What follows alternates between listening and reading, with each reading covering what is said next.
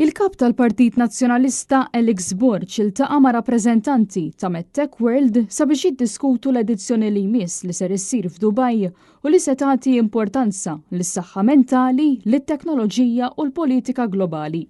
L-avveniment f'Dubai ser jinkludi panel bit-tema The Digital Mental Health Revolution, Innovation, Integration and Global Impact. Il-laqa fil-bini tal-Parlament saret fi żmien li MedTech World ħabret sħubija ma' World Leaders for Mental Health li ser issir f'Dubai bejn il-11 u 13 ta' frar. Dan il-panel se jkollu fih lil Nabit Kapoor, President ta' World Leaders for Mental Health tal-Indja u ambaxxatur fl-Organizzazzjoni tan-Nazzjonijiet Uniti fin New York. Il-panel se jesplora kif għodod diġitali, kura appoġġjata bl-AI u servizzi virtwali tas-saħħa mentali jistgħu jiġu integrati b'mod effettiv fis-sistemi tas-saħħa. Alex Borg innifsu ilu membru ta' World Leaders for Mental Health għal aktar minn sena u għalhekk jista' jifhem aktar l-importanza li Malta jkollha rwol f'dan id-dialogu internazzjonali.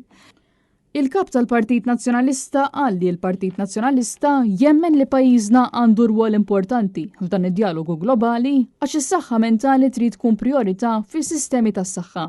Dawn l-isfidi ma jħarsux lejn uċuħ u jistgħu jaffettwaw lil kulħadd. Ftit ta' xhur ilu proprju kważi sena ilu kont laqajthom flimkien għaliex hemmint fil-potenzjal tal-MedTech World, hemmint fil-potenzjal tal-World Leaders for Mental Health biex ikunu jistgħu jikkollaboraw u jkomplu jippromovu l-importanza tal-well-being u l-mental health fl-industriji tagħna.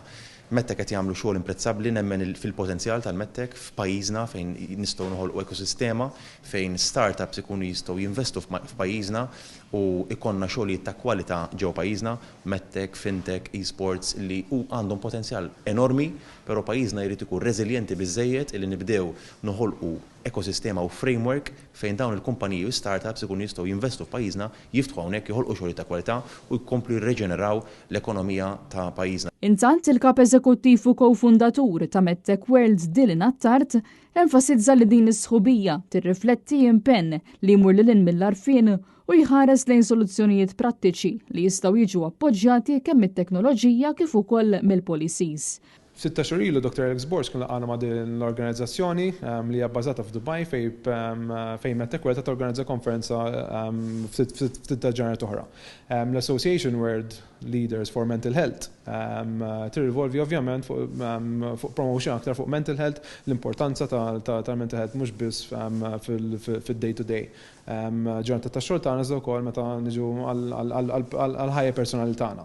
U aħna minna li bil-pjattaforma ta' MedTech World il-ġimgħa dieħla f'Dubai nkunu nistgħu nagħtu stage fejn nkunu nistgħu nippromovu aktar l-importanza ta' MedTech Health ukoll kif ukoll l-investimenti aktar f'mental health. Preżenti għal din il-laqgħa kien hemm ukoll il-wib tal-Grupp Parlamentari Nazzjonalista, Robert Kutajjar, u x-Shadow Minister għall-Kura Preventiva u Primarja Ian Vassallo.